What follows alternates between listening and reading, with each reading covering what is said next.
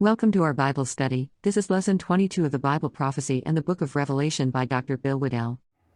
Welcome. We're going to be in Revelation 17 tonight and 18. We're going to be covering quite a bit of ground because one is so related to the other. Once you've talked about one, you pretty much have the other one is sort of a,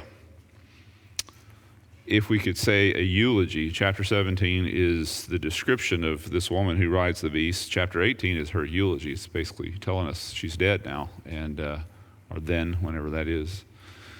And so you have that process, and so these things will be working together. So we're all going to be reading quite a bit of scripture tonight of Revelation. These are two of the largest chapters in Revelation.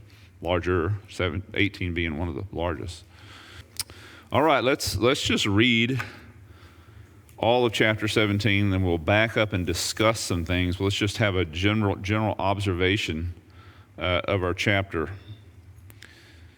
One of the angels of this, one of the seven angels who had the seven bowls, and that's our previous chapter there. These bowls that were poured out, and so one of them, we don't know which one, laid down his bowl, comes over to John, and begins to give him insights into some of the things we were told back in chapter 14. This Babylon the Great. Who is this Babylon? What is this Babylon? And now one of the angels is going to give John insight into this, apparently sent there by God. One of the angels, seven angels who had the seven bowls, came and spoke with me, saying, "Come here, and I will show you the judgment of the great harlot who sits on many waters, and with whom the kings of the earth committed acts of immorality. And those who dwell on the earth were made drunk with the wine of her immorality." So wow, she's tremendously influential.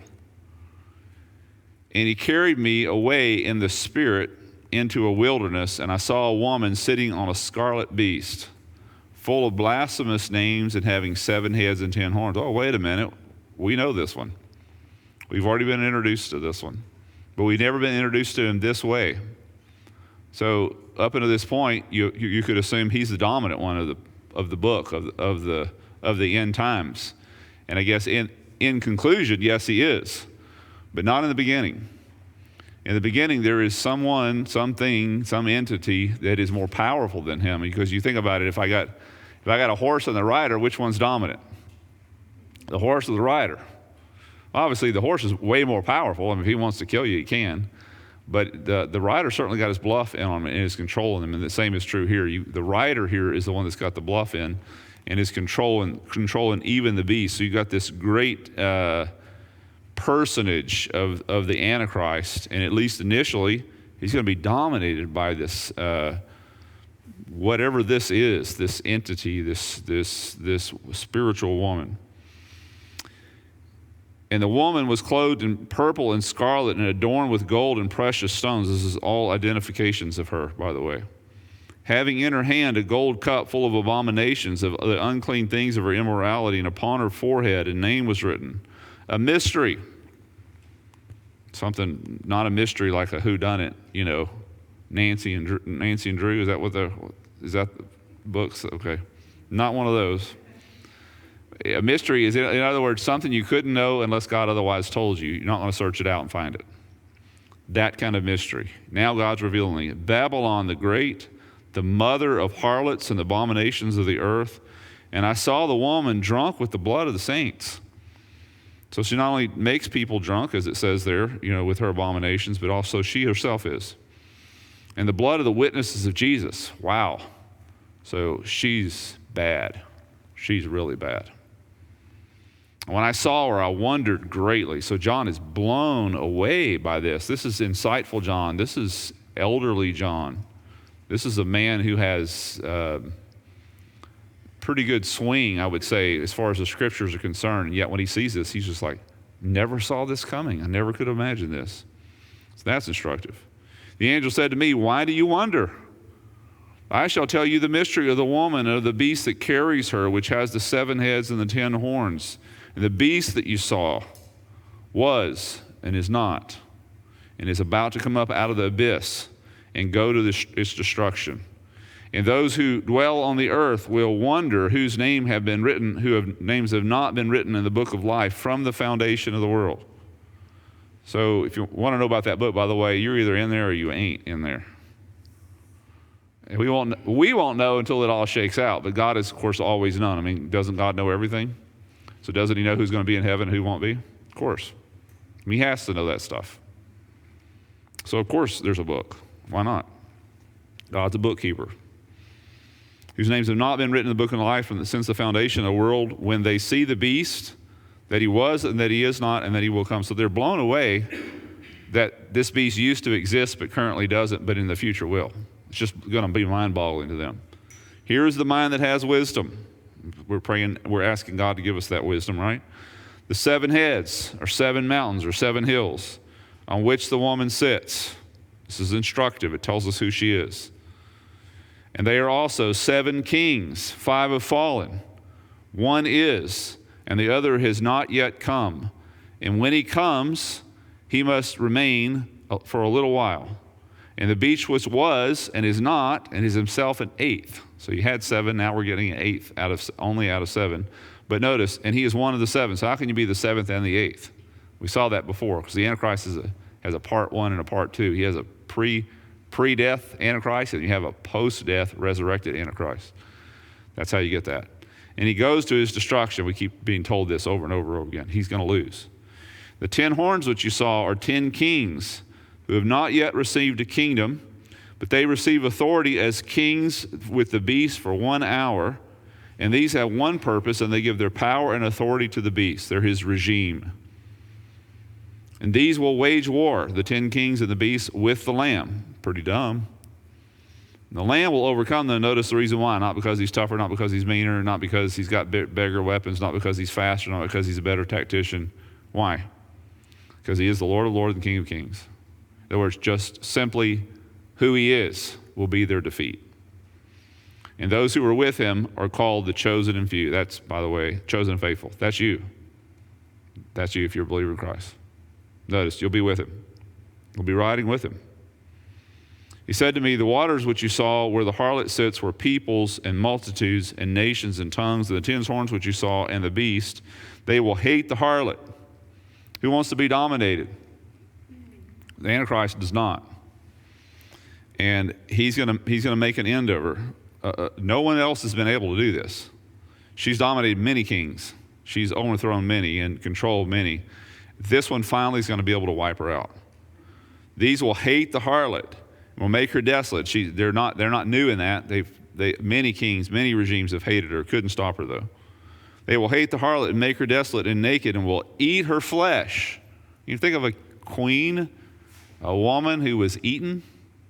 And they will burn her up with fire. For God has put it in their hearts to execute his purpose by having a common purpose and by giving their kingdom to the beast until the words of God should be fulfilled. And the woman whom you saw is the great city. It's interesting how he changes here. He's not talking about, this is not future tense. He's speaking to John, or John is speaking in the present tense. So if all we knew was that verse, and if we say, and the woman I saw is the great city which reigns over the kings of the earth. John lived in AD 90 when he's writing this, roughly. So what would be present tense, the great city rules over the kings of the earth in AD 90? It would be Rome. It would be unquestionably Rome. So we may need to go no further than just simply to say, that's who this woman is, just based upon that verse. There's a lot of other verses here that speak to that effect, but maybe none clearer than that one. But let's just leave it as an assumption, and let's build our point here. So first of all, let's just discuss a few things. In many ways, the Bible is a tale of 2 cities: the city of man, Babylon; the city of God, Jerusalem. These are in juxtaposition all the way through, all the way from Genesis all the way to Revelation.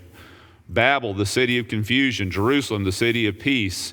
Babel, where man makes a name for himself, right? Remember, they make this tower. We don't need God. We can make a tower up to the heavens, and they use that tower as a place to create this grid. I think we talked about it. And they would cast on top of that grid these bones, and it was called what we know today as casting the horoscope. and they will allow the sun and the moon and the stars to determine their destiny based upon this grid, and it would fall on certain constellations and stuff, and they would know that constellation was directing them. And we say it today, one of the exclamations of the little old ladies where I grew up in East Texas were, "Oh, my stars." It's actually very pagan, very pagan. If the stars align, we say that. Where do they come from? Very old, very wicked background of humanity. It's out of Babylon. If a man makes a name for himself in Babylon, God places his name forever in one city only, Jerusalem. So it's a tale of two cities. All occultic practices effectively have their roots in Babylon. And the only two God-ordained religions are actually come from Jerusalem. First, Judaism. Judaism ended at the crucifixion, resurrection of Jesus. And then from then on, Christianity has its birth there and has existed up until now. So three major identifications we have to make. There's some lesser ones, but three major ones we have to make in the end times. Number one, of course, is the Antichrist. Who is this guy? And we're given information about the number of his name. We know about gematria. We talked about that. There are many names that could add up to 666, but how those organize and how those come together, even which language do we use? We get our gematria from Greek? Do we get it from Hebrew? Do we get it from Latin? And so these are all questions that we can't answer, at least at the present. So we need to find out. We need to know who the Antichrist is. We need to know what his regime is. Who are these 10 kings? Rome rule the known world. So really, Rome could be any conglomeration of 10 things. Everybody got super excited after World War II when they started signing all these pacts in Europe, and Europe started coming together to what we know today as the European Union. Everybody got real thrilled when it turned out to be 10 kingdoms came together. Like, oh, here we go. That was in 1950 something, by the way, so it didn't happen.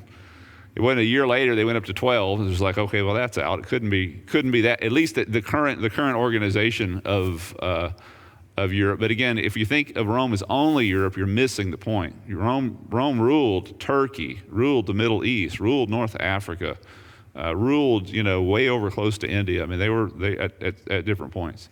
So what is Rome? Rome basically is really the rest of the world outside of Israel. So it's a large question. So what is his regime? What are these 10 kings going to be? And the final personage, the final identification we need to make is, who is this harlot? And I would suggest to you that the best chance of the three that we have to put our finger on one of them and say we're pretty sure what that one is. It is the harlot. Antichrist, the regime of the beast, that's pretty hard to come up with, at least in my opinion at this point. But the woman, I think we can come to some pretty good conclusions. So let's go over at least 10 major clues as to the identity of this woman. Clue number one, she's a prostitute. That's what she is. It's a spiritual prostitution.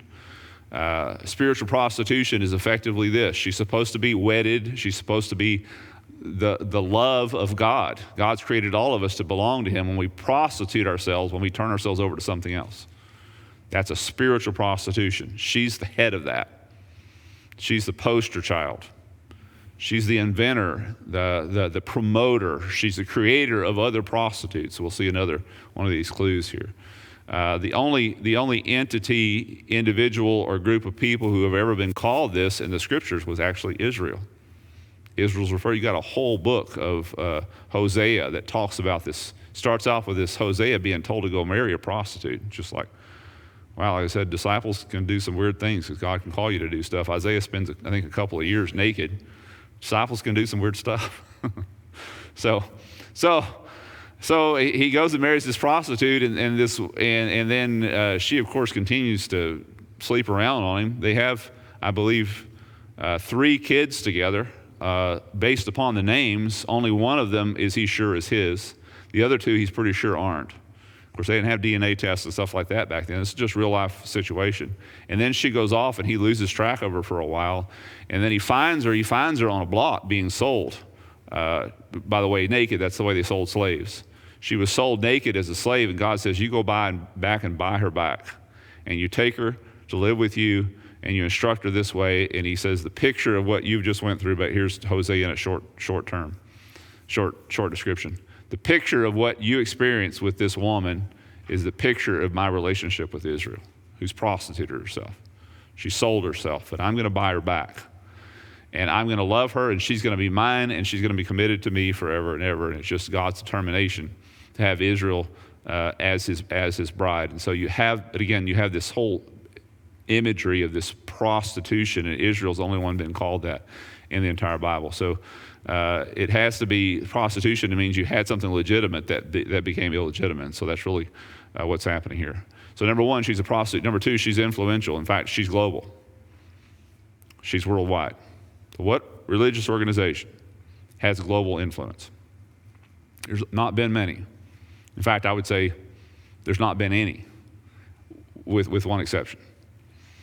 She dominates the beast, either the regime of the beast or the man himself, or probably both. The beast and his regime, of course, are very religious. They're not atheistic.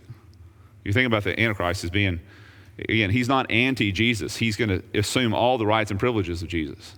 His regime is going to be maybe the most religious the world's ever been collectively. He's not atheistic. He thinks and he wants you to believe that he is God. That's far from atheism. It's the antithesis of atheism.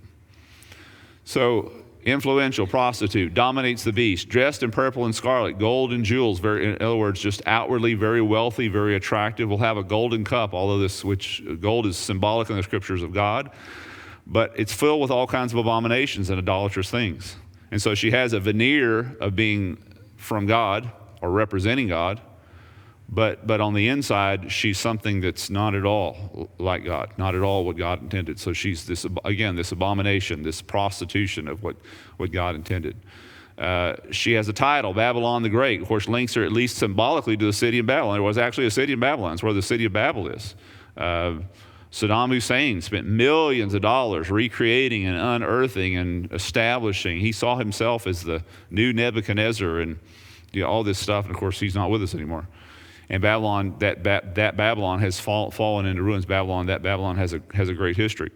Many believe it's the resurrection of that city, that actual city. I'm not among them, because I don't think the force of the scriptures don't force us there. I think the force of the scriptures is somewhere else. So again, I'll make that clear here in a minute. She's, of course, the mother of prostitutes. She creates all these people who are religiously idolatrous. She's the persecutor of true believers.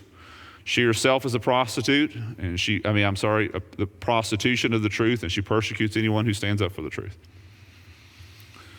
She is associated with 7 hills, and many at this point would just simply say it's definitely Rome, because Rome is the only city ever known that way. And biblically, Rome is known as Babylon. You get to the New Testament. Here's what Peter says is conclusion to his first letter. She who is in Babylon, he's talking about the church, who is in where? Babylon. Peter never traveled to the Iraq, Middle Eastern, Euphrates River Babylon, as far as anyone knows. He did travel and did die in Rome.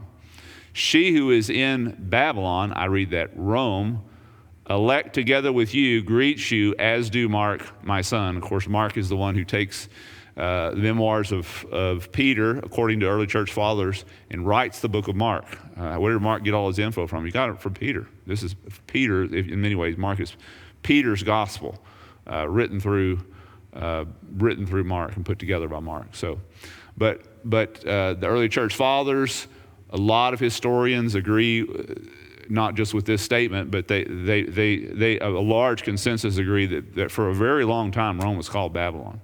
And there was a very good reason for it. Because in Babylon, of course, if you remember the Babylonian religion that was created with Semiramis and Tammuz, and this supposedly incestuous relationship between a mom and a child, and they had the seasonal cycles based upon it, and they would, every year Tammuz would die, and then he would resurrect. He would die one day, and he would resurrect, and they would put in his place this trimmed Christmas tree, we call it today. It happened at the very same time, December 25th.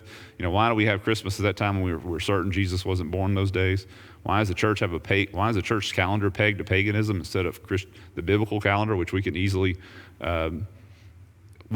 follow, but we don't do it? What happened there? Why did it change? Why do we have all these weird traditions around Christmas and Easter and Halloween and all? Where do these things come from? How do they become a part of the church? The answer is Babylon. Babylon was the place where this stuff was created. And of course, the original religion was created there by this woman who had to cover up her sleeping around. Basically, she came up with a child who was supposedly conceived after her husband was dead, but by her husband. So she's just lying. But she was a queen, and so she could lie and make everybody go along with it. So kind of the emperor had no clothes kind of thing.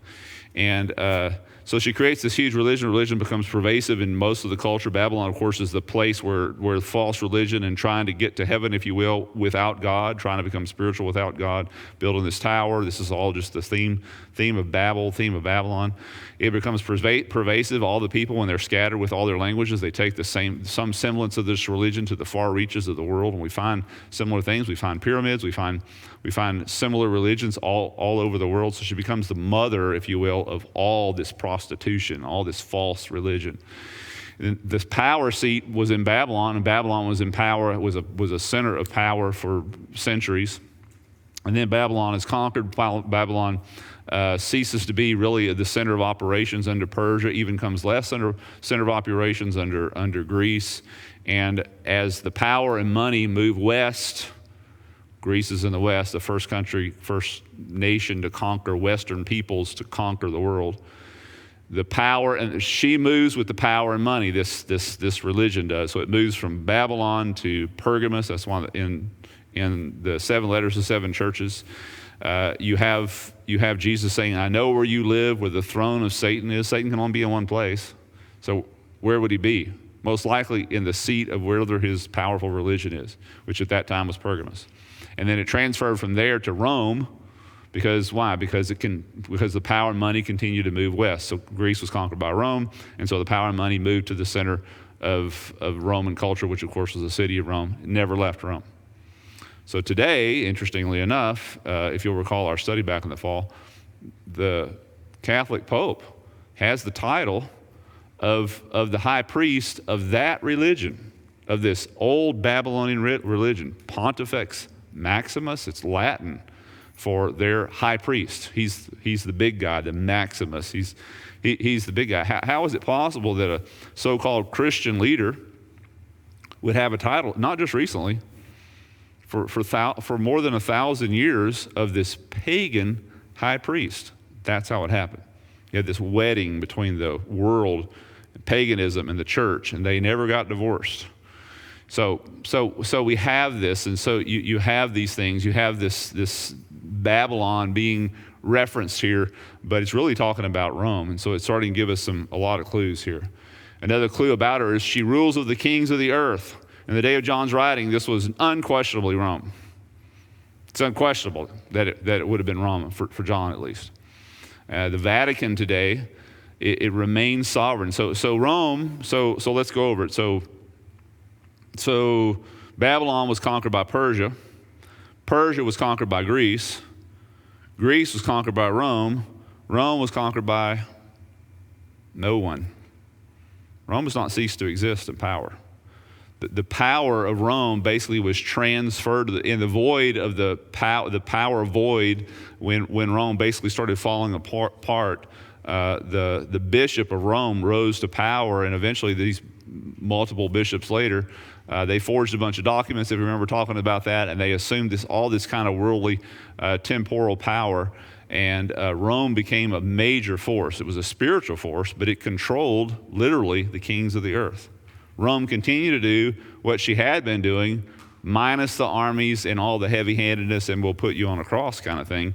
It basically said, listen, buddy, you're the king over there in Germany. I'm sorry, you're not German. You're from, Sweden? Norway. Over there in Norway, buddy. And let me tell you something, if you don't act good, then we're gonna kick you out of heaven. And you believe me because you don't have a Bible, which you need to buy one, man. And and so we hold power over you because you don't want to die and go to hell. And so you submit to the power of Rome, and Rome has continued to do that even to this day. Today, Rome has its own statutes, its own diplomatic embassies all over the world. The Vatican historically has persecuted believers, historically.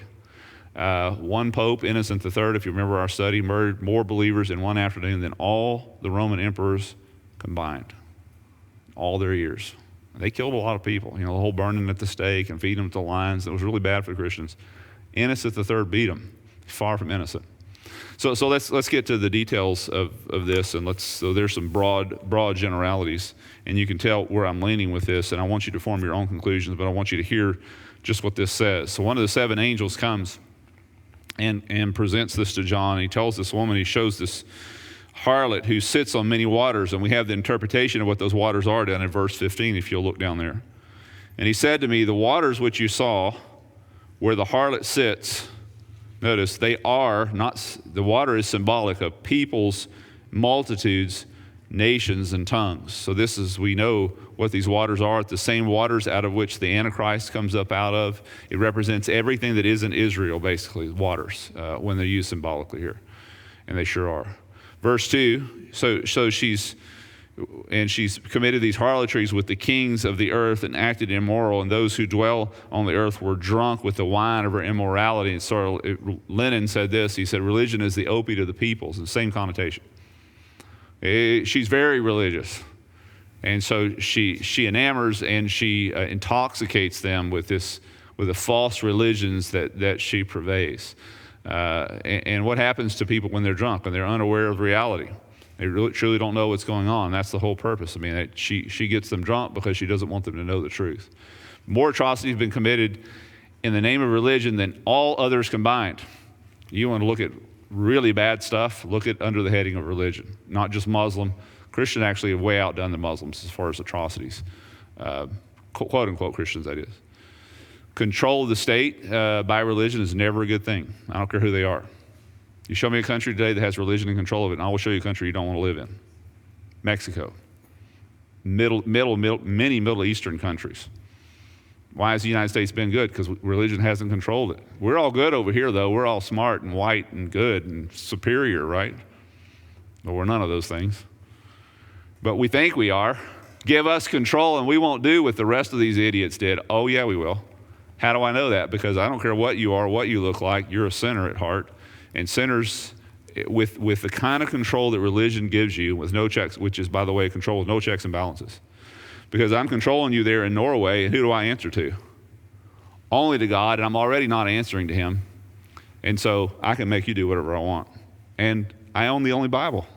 And so, you know what, man? You don't want to go to hell, and that's where I'm going to put you, because I have that kind of power. That's what happens when religion controls things. Never a good thing, unless it's God ordained. Of course, Israel was dominated by religion, but it was under the hand of God, and God was very quick to judge them when they stepped out from under that hand. And the coming ultimate final world regime is going to be religious. It's going to be Jesus. One world domination is going to be, as religious as it possibly can be. But because God's in charge, and not human beings, and not sinners, then we're going to be happy, and it's going to be a great place. But any other time, you do not want religion dominating. But she's a dominating religion, and thus very corrupt. She's in purple, tells us in verses 3 and 4. Purple and red. Purple is the predominant color of Roman imperialism. It was their mark. The Roman senators wore this sash of purple. And the Roman emperor was distinguished from the Roman senators because he had a whole robe of purple. It was the color of Rome. What color was Rome? What metal did they use? They were known as the country of iron. What color did they use? Purple. It's the way they were known. So it marks, in that way, the color marks it as Rome. Another way, the next color, if you look there, verses 3 and 4, is scarlet, which is, of course, the color of the Vatican. Vatican, all the cardinals, what color is cardinal? Yeah, so what color is Rome still? It's either purple or red. You got it. You got it. These purples are not dominant in any other culture as in the same way that they have been in Rome. She has abominations is a word we've already said, but it's a word that is classically, essentially synonymous with idolatry. Let's take a look at several of those places where we can see that. Isaiah 44, verse 19. No one considers in his heart, this is God speaking of this people who are making idols, and they take one chunk of wood, and out of that same wood, they'll cut up firewood to cook food for themselves, and at the other chunk, they'll make some kind of idol. So I've cut it up into wood, and it serves me, and then now I cut it up into some other kind of form, and I serve it. No one understands and considers in his heart. There is no knowledge, no understanding to say, I have burned half in the fire. Right? Yes. And I've also baked bread on it in its coals, and I've roasted meat on it and eaten it, and shall I make the rest of it into an abomination? What is he talking about? An idol. This is synonymous. The word abomination is synonymous in most cases of the Old Testament with idolatry. So I fall down before a block of wood. Here's another place, 2 Kings 23, verse 13. Been a lot of abominations in Israel, lots of idolatry, lots of falling away from God and worshiping and prostituting themselves, as it says there, prostituting themselves to these other gods. And then King Josiah, who was predicted way back there in earlier part of in 1 Kings actually, and he rises up and basically rids the land of all idolatry, at least briefly during his reign. The king defiled the high places that were east of Jerusalem, that would be the Mount of Olives, which are on the south of the Mount of Corruption, which Solomon, the king of Israel, had built for Ashtoreth, the abomination of Sidonians. Listen to the way the writer of 2 Kings here, what he calls. He doesn't call it an idol, he calls it an abomination.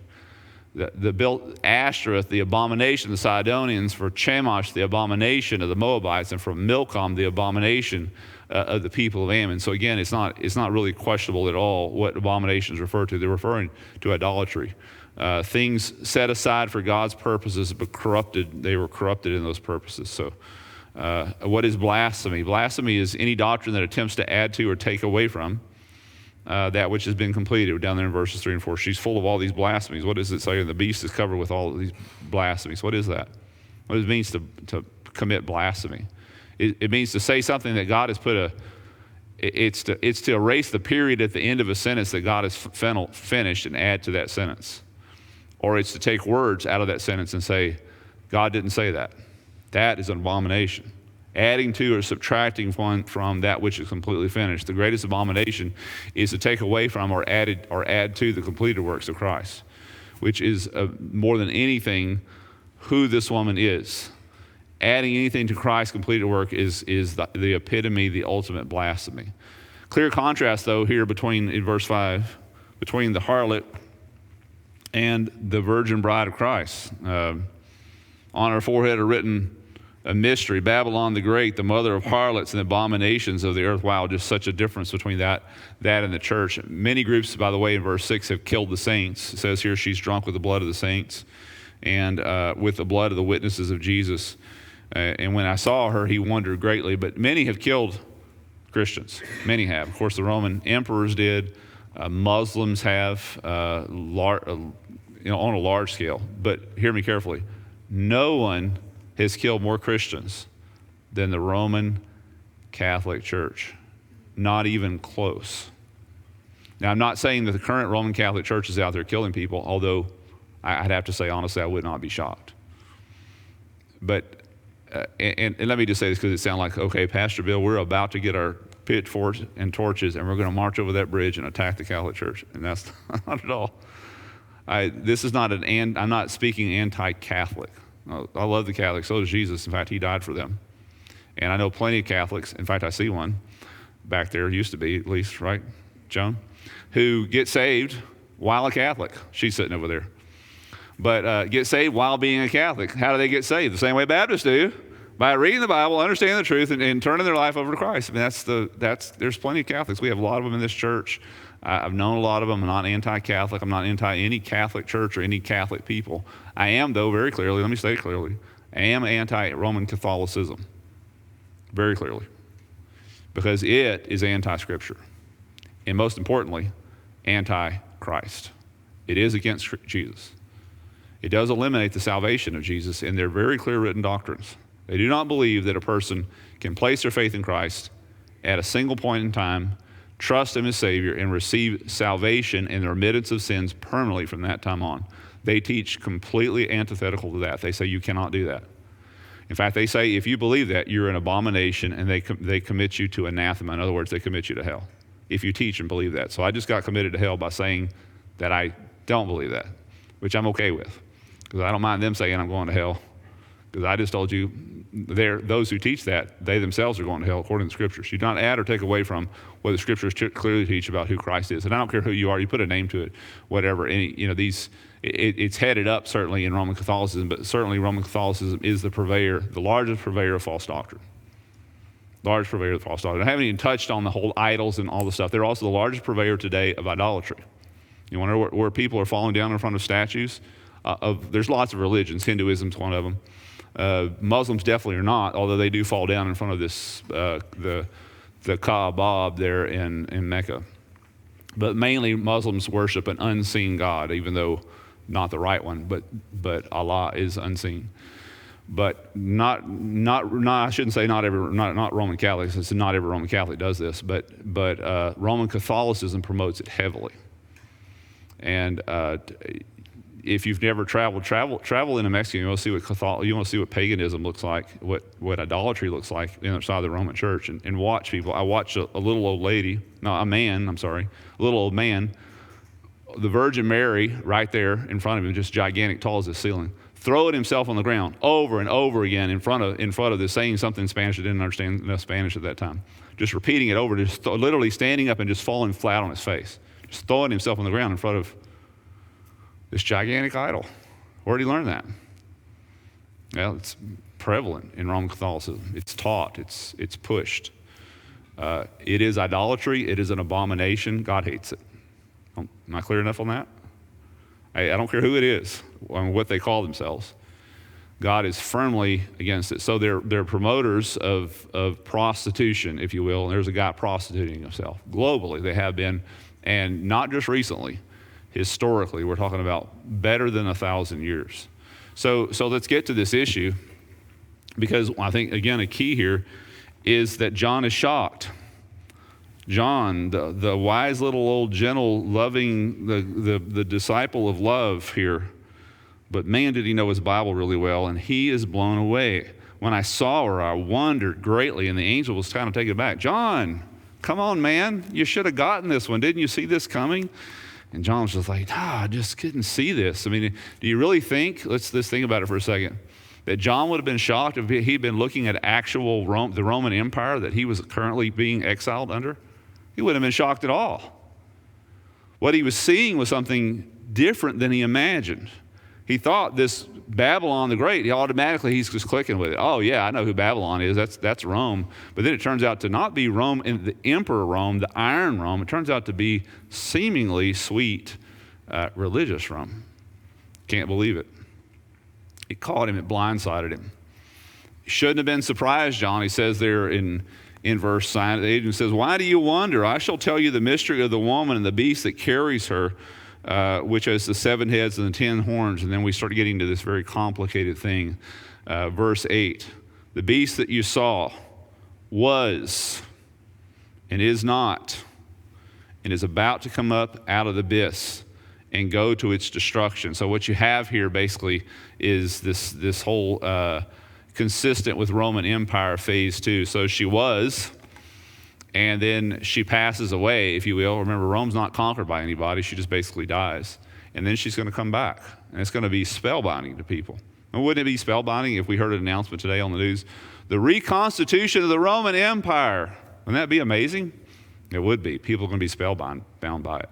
So she has, if you will, a death and a burial, and then a seemingly resurrection, and people are going to be inspired by that. And then also, so does her ultimate ruler, which is the Antichrist, of course. But first of all, is the regime being resurrected, and then this Antichrist who's going to go through this same cycle, which raises, by the way, interesting things. Like I said, are we viewing at this rate the flow of world globalism? I mean, in the reconstitution of Europe, are we looking at the embryo, at least embryonically? Are we looking at the reconstitution of Rome now? Are we? I think we are. Since, I will say this with confidence, since Rome dissolved into its respective entities, and they've changed names and shapes somewhat, but it turned into what we know today as Italy, as back into Greece, back into Turkey, back into France, back into Germany, back into Spain, back into England. When it turned into, these countries have changed borders and have fought, some have changed names to a certain degree, especially the German states. But since it dissolved into those things, many of these different empires have sought to reconstitute them. Napoleon Bonaparte, he tried to bring them all back together. That's part of his whole plan. He wanted to be the ruler over all of Europe. He almost did it. Spain tried. France, of course, under Napoleon tried. Italy has tried. Germany, most recently, has tried. Second World War, many of you sitting in this room were alive during that time, has tried it, but they were unsuccessful. And now, since Second World War, without war, in a time of peace, all these have come together. Well, I'd ought to send up a flag. Okay, peace? Things are coming together under the purpose of peace? Oh my goodness, so they're voluntarily doing this? We're headed down a road, I believe, and especially now that we're pushing so much globalism going on today, I think we're really headed there in a serious way. Rome is the only major city known throughout the world as the city of seven hills, verse 9. Here is in the mind that has wisdom, the seven heads are the seven mountains on which the woman sits. The only major city historically ever known that way. Almost eliminates all other cities. Like unquestionably, it's Rome. How is it going to, now to me, the only answer I'm looking for is really how is it Rome? Not what is it? I think we're kind of left without any options here. It kind of settles everything according to what Paul says in verse 18 in the present tense, according to what he says here about the seven mountains that these seven heads relate to. And they are also seven kings. Now, this is one where we've got to get down and get to our history here. There are also seven kings. 5 have fallen. 1 is current tense in John's day. And 5 have fallen, 1 is, the other has yet to come. And when he comes, he must remain for a little while on the beach, which it was and is not as himself an 8th, but is also one of the 7, and he goes to his destruction. So in John's day, there were these 7 heads, if you will, were represented. Let me just say these seven heads all represent 7 hills. They also have another meaning. They represent 7 kings or kingdoms. Remember, the kings and kingdoms are synonymous with each other. Daniel said of the statue of Nebuchadnezzar, had this dream. It says, "You are the head of gold." Well, Nebuchadnezzar wasn't Babylon. But Babylon couldn't have been what it was without Nebuchadnezzar. And so effectively, they're one and the same. And when you think of Persia, you think of Cyrus the Great. When you think of Greece, you think of Alexander the Great. When you think of Rome, you think of the Caesars. I mean, sure, it was made up by large numbers of people and tremendous armies and large infrastructure and all kinds of money and all that kind of stuff. But yet it's the head, the representative was this whatever great ruler it was, depending on the circumstances.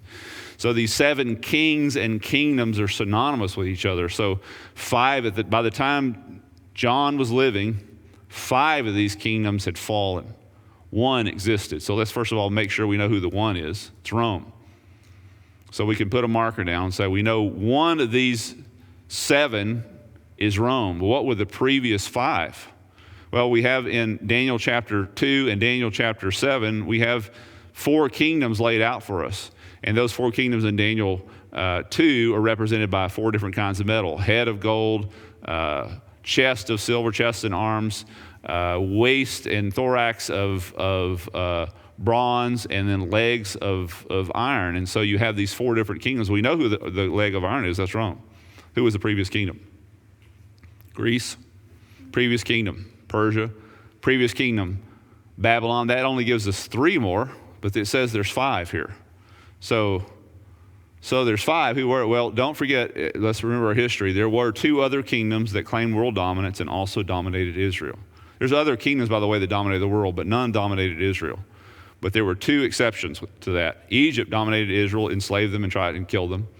Assyria dominated Israel, claimed world leadership, dominated Israel and enslaved and killed them. That gives us a total of 5. So if we started adding, Egypt was just conquered by who? By the Assyrians. The Assyrians was conquered by who? Babylonians. Babylonians were conquered by the Greeks. The Greeks conquered by the Romans. The Romans dissolved. They ceased to be. But at the time of John, they were present tense. So there we have 5 have fallen. 1 is, where am I here? 5 have fallen. There's 7 total. 5 have fallen. 1 is, the other is yet to come. And when he comes, he must remain for a little while. So this is this phase 2, phase 1, phase 2 of Rome. And the beast which was and is not is himself also an 8th, but is also one of the 7. So he is, first of all, he is a part of the resuscitation of the Roman Empire. He's going to be, originally, remember, the resuscitation of the Roman Empire is going to be represented by these 10 kings. It will be reduced to 7 by 1 of those 10 kings. That 10 king is going to dominate the other 6, and he's going to become the Antichrist, the head of them all. And so he himself, though, is going to go through a phase 1 and a phase 2. So you have a phase 1 and a phase 2 of the regime. Phase 1 is already over. We're in the current now dead phase. Phase 2 of the Roman regime is going to be the revival of the Roman Empire, revival of the Roman regime. But that revival is going to be headed by one of 10 kings who are going to lead that revival. He's going to reduce it down to 7 kings, and then himself is going to exalt himself. And then he's going to be killed 3.5 years later. And he's going to enter into a phase 2, a supernatural phase, unlike any other king we've ever had. We've had tremendous kings that have ruled this world, very, very gifted, talented, able, enabled by God to do all kinds of feats with unbelievable armies and incredible amounts of money, but none were supernatural. That's going to be the breaking point for him. He's not going to be like, he's going to be everything that they were, with the exception of he's going to be supernaturally empowered. Again, God's going to allow this. This is who the Antichrist is. So he's going to wield a power that no one else has. And again, it's supernatural. So what does that mean? Very religious. So he actually, even though Nebuchadnezzar claimed to be God at some point, even though Cyrus claimed to be God, even though the pharaohs named themselves after the sun god Ra and all this stuff, they were never actually gods. They were just a dude that you could poke a hole in. But this guy, however they kill him, they poke a hole in him, he comes back to life. Oh, not the same.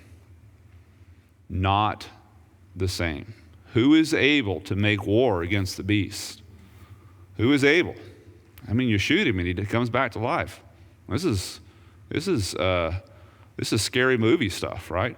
It's not a movie. It's real. So he himself, even though being one of the 7, will actually transform the kingdom into an 8th kingdom, because it will go from being as much as man can produce with our natural powers to being a natural power undergirded with this supernatural power that comes from Satan, which God allows him to have. And so that will take us into the worst times the world's, of course, ever known. So again, basically just a brief summary of what takes place here with these 7 heads, these 10 horns. The beast which was there, and the 10 horns which you saw are the 10 kings who have not yet received a kingdom. So yeah, they're a part of the Roman Empire, but he's saying, John, you're not looking at them right now. And I'd say for us, we're not looking at them right now. I don't think. Maybe we are. Maybe we're seeing the beginnings of them. We don't know who they are, though. We will know when they get down to 10, whoever they are, who have not yet received a kingdom, but they receive authority as kings with the beast for 1 hour. And that's, again, that is not an exact time stamp. It's basically just saying it's super short. They're going to have, 7 years is not long.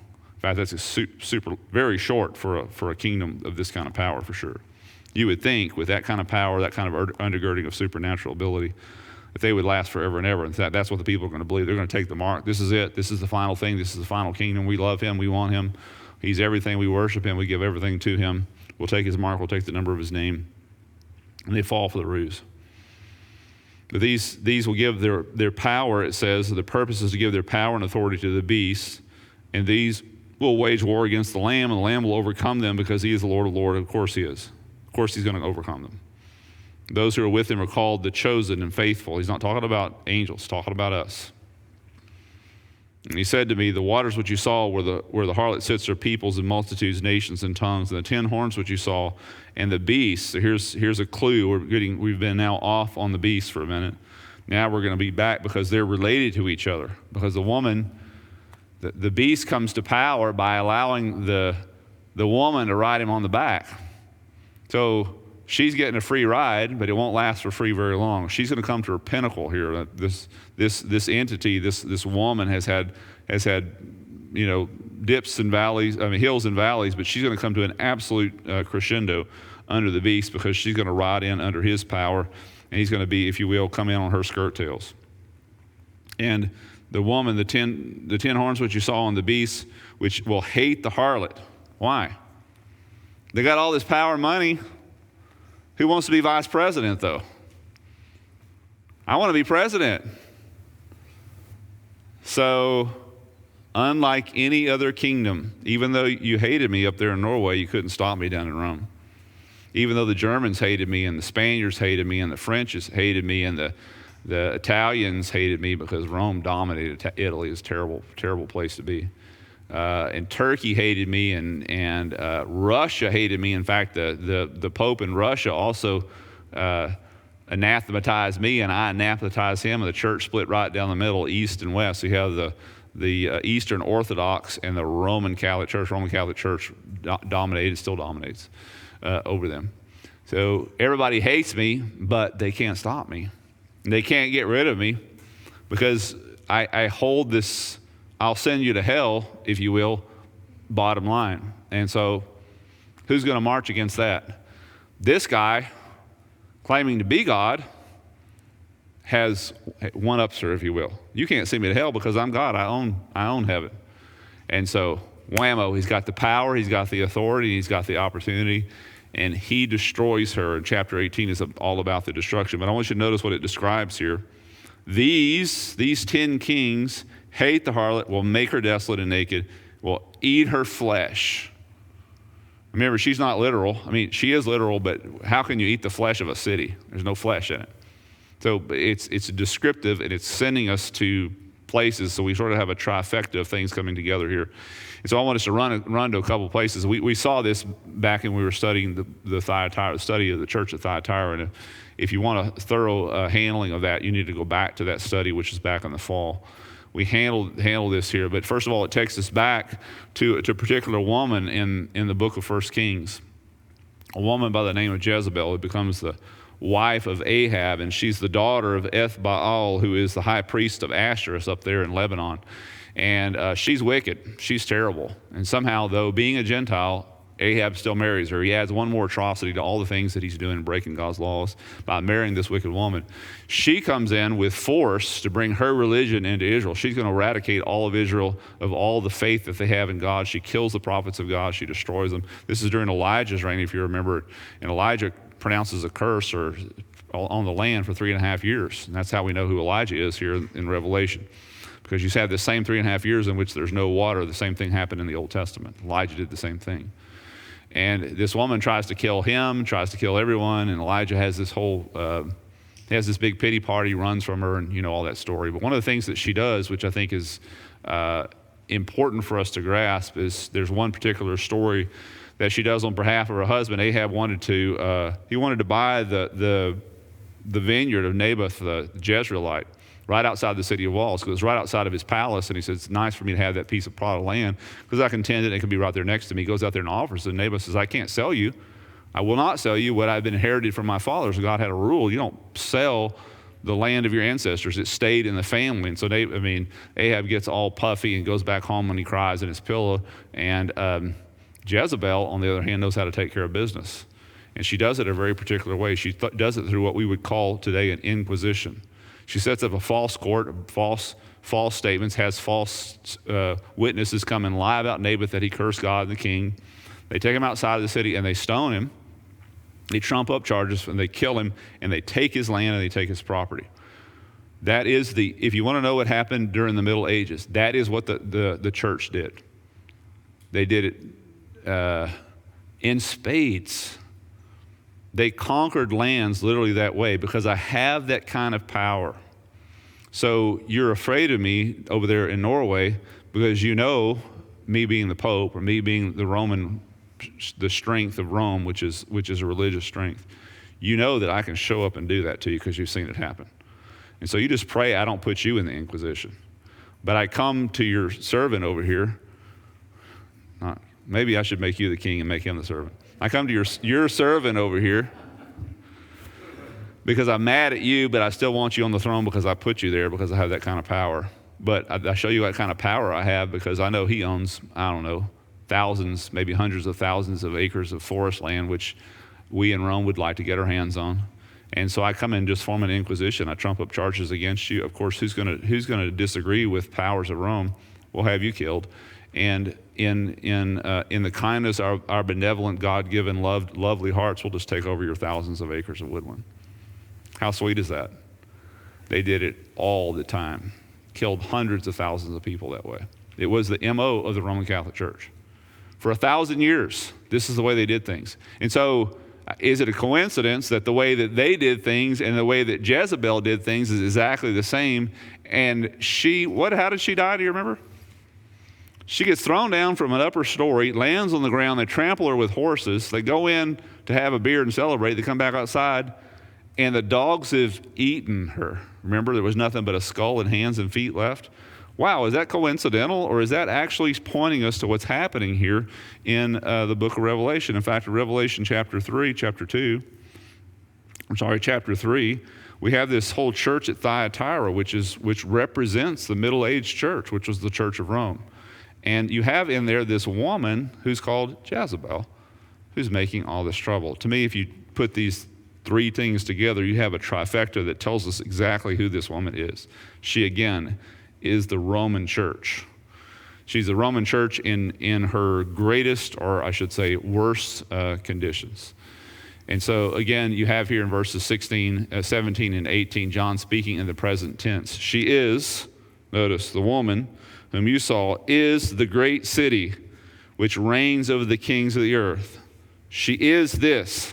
So we can't steer it, I don't think, in the Middle East and say it's Babylon over there. I think we're left with the spiritual Babylon, which is what she remains to be to this day, which is Rome itself. We're left with no other conclusion. And you may not like that conclusion. Again, I'm not anti-Catholic or anything. I am anti-Catholicism very easily. And any one of you who believe in Christ and believe what the Bible teaches about Christ, when you read what their doctrines say, you'll be right with me on that, trust me. But we don't have time to go over all that. But again, this is not an anti-Catholic thing. We love the Catholics. So let's give a summary here. Arising out of the rubble of ancient Roman Empire will come a new Roman Empire destined for more fame and more power than the first. At her head of the Roman Empire will be 10 kings who will be reduced to 7 by one of their own. He himself will rise to the top, and all will serve him. A part of his rise will be the dominance of the religion of Rome, which, in fact, will be superior to the beast, at least for a time. When the beast has used her influence all he can, he's ridden on her skirt tails as far as he can, he and the other kings, the remaining 6 kings, will destroy her in a catastrophic way. So that's the summary. That's where things have headed. And so now we're ready here. We've already been at it for a while, but let's go ahead and read chapter 18. It'll just be a brief, it'll be just really reading, because all it is basically a eulogy. We know who she is now.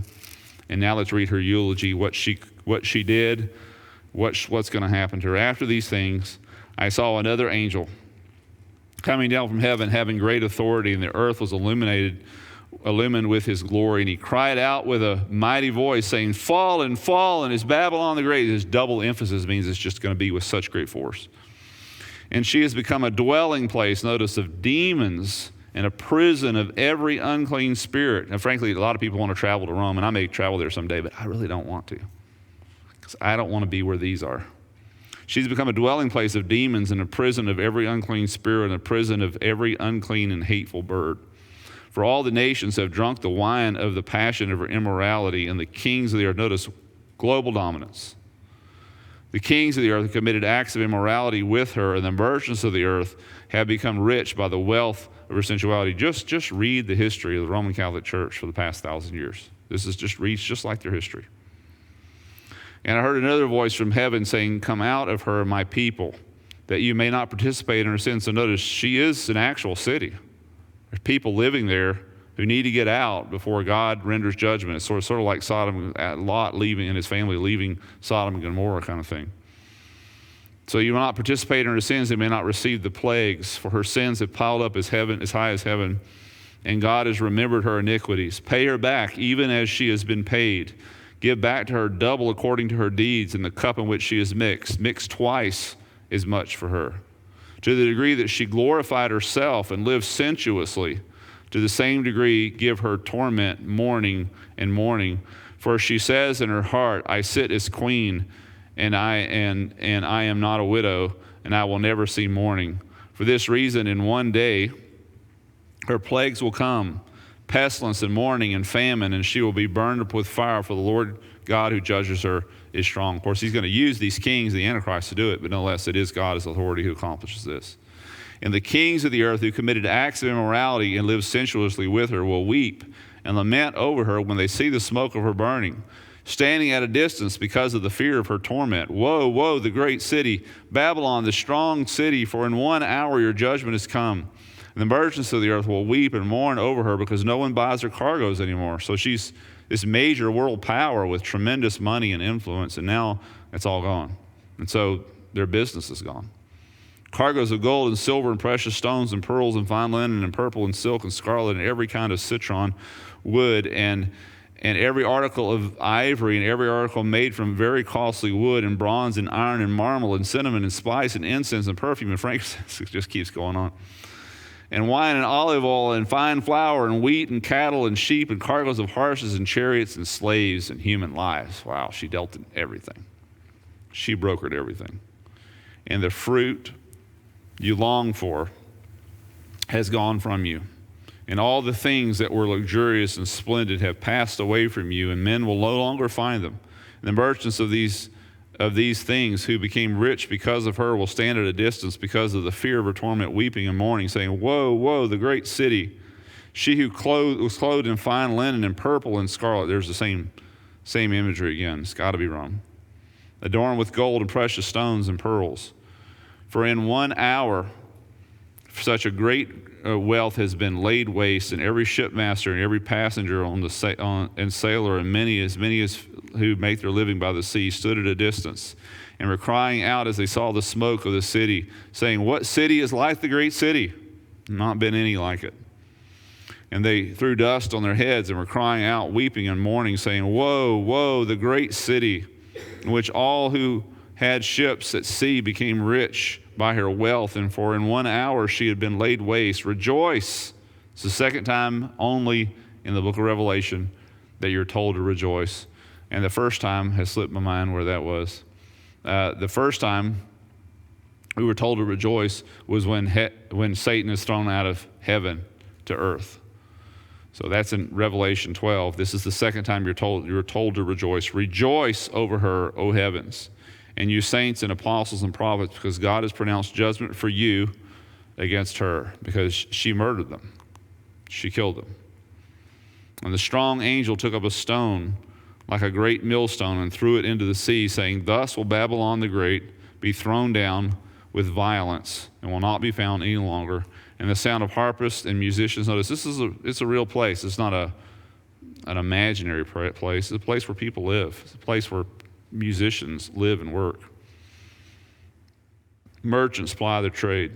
The sound of the harpists and the musicians and the flute players and the trumpeters will not be heard in you any longer, and no craftsman of any craft will be found in you any longer, and the sound of a mill will not be heard in you any longer, and the light of a lamp will not shine in you any longer, and the voice of the bridegroom and the bride will not be heard in you any longer.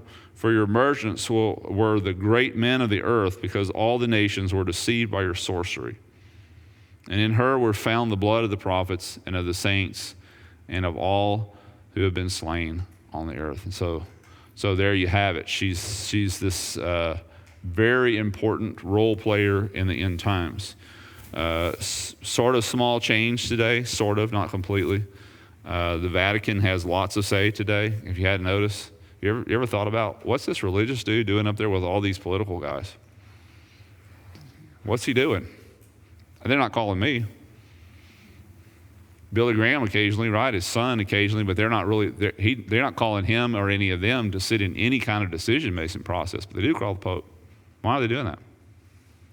And why do they as a global church have so much wealth, own so many things and properties, have so much control? Now, why?